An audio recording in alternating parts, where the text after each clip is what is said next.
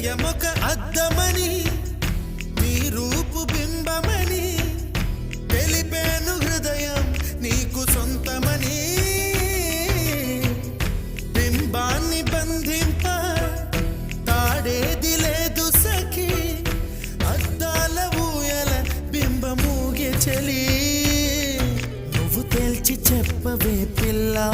లేక కాల్చి చంపవే లైలా